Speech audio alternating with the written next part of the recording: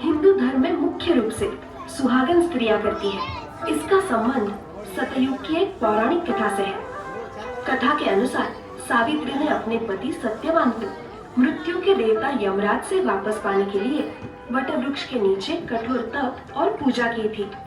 उनके अटल प्रेम, दृढ़ संकल्प और बुद्धिमानी से प्रभावित होकर यमराज ने उनके पति के प्राण वापस लौटा दिए। इसी कारण ये व्रत वटवृक्ष के नीचे किया जाता है, क्योंकि वटवृक्ष दीर्घायु और स्थिरता का प्रतीक माना जाता है।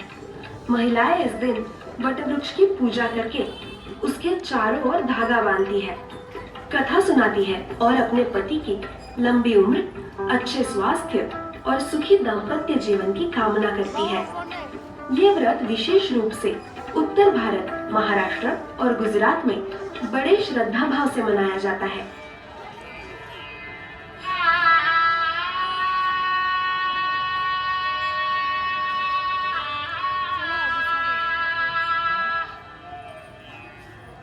आओ बहनों, व्रत का सबसे महत्वपूर्ण भाग शुरू करते हैं। वटवृक्ष के चारों ओर धागा बांधना। हाँ, ये धागा हमारे पति पत्नी के रिश्ते का अटूट बंधन है। जैसे ये वृक्ष सदाबहार और मजबूत है, वैसे ही हमारा बंधन भी सदा अटूट रहे। और वटवृक्ष केवल पेड़ नहीं, यह त्रिमूर्ति ब्रह्मा, विष्णु, महेश का प्रतीक है।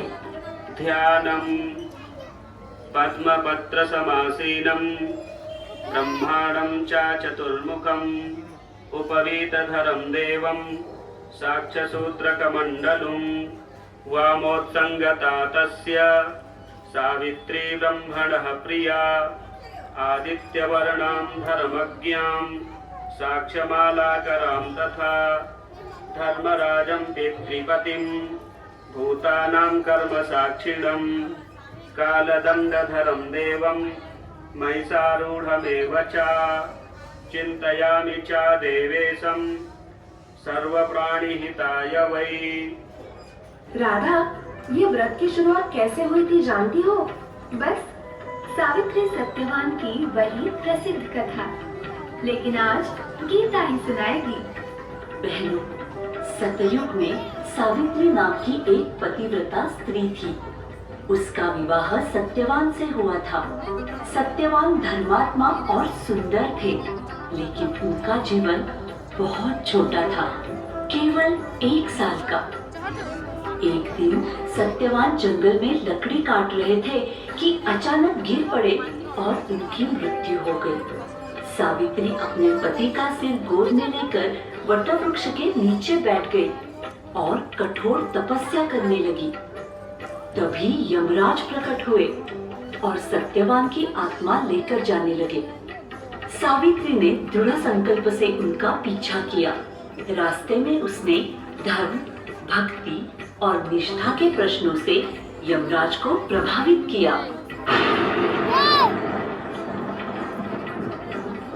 सावित्री, तुम्हारा तप और निष्ठा अद्वितीय है, वर मांगो। पहले सावित्री ने अपने सास ससुर की आंखों की रोशनी मांगी, फिर राज्य की समृद्धि और अंत में अपने पति का जीवन। सावित्री, तुम्हारा सत्य और भक्ति अमर रहे। मैं सत्यवान को जीवन दान देता हूँ। इस तरह सावित्री अपने पति को पुनः लेकर लौटी और वटवृक्ष इस अमर प्रेम का साक्षी बन गया। यही वजह है कि हम इस व्रत में वटवृक्ष की पूजा करते हैं और धागा बांधकर अपने दाम्पत्य को सावित्री सत्यवान जैसा अटूट बनाने की प्रार्थना करते हैं।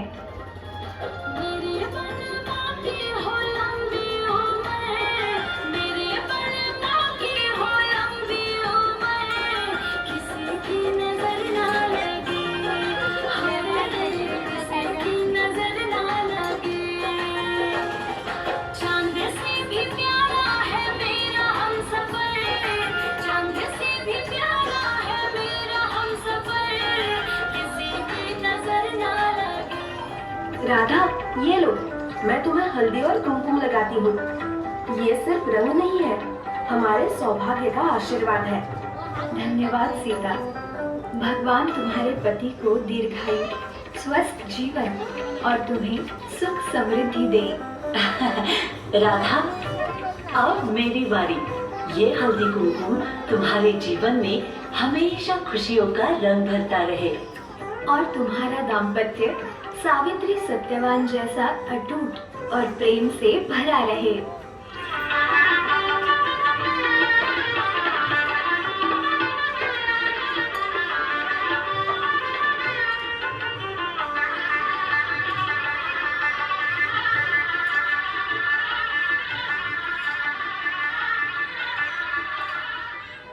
सच में ये परंपरा हमें याद दिलाती है कि हम सिर्फ अपने सौभाग्य की नहीं, एक दूसरे की खुशियों की भी कामना करते हैं।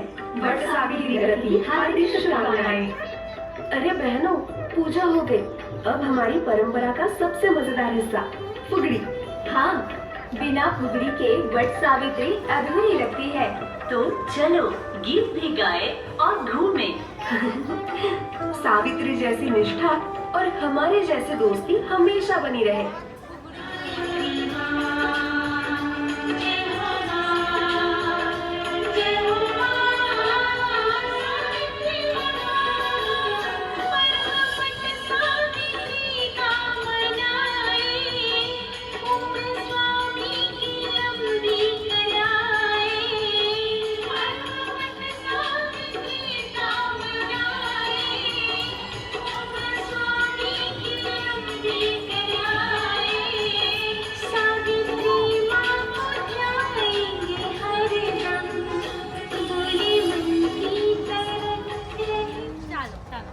खुशी के एकदम बहादुर